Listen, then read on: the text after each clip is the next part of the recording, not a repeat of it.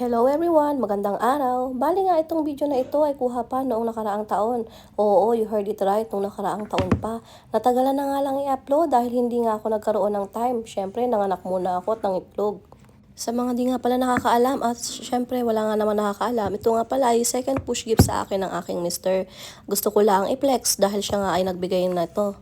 Syempre, minsan nga lamang tayo manganganak ulit, di ba? At siya nga pala, para sa inyong kaalaman na rin, hindi nga pala ito cash, ito ay installment, ha? Ibig sabihin, hulugan. Dito nga pala sa abroad ay napakadali lang kumuha ng mga installment na ganito, hindi kagaya sa atin na napakadaming kailangang requirements. Dito, Emirates ID mo lang at saka kapag meron kang pang down ay kalas, tapos na.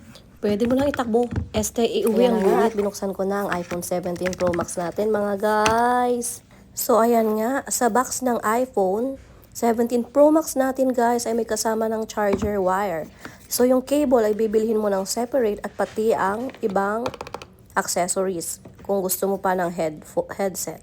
Hindi na nga kagaya dati, nakasama pa sa box ang charger at ang cable.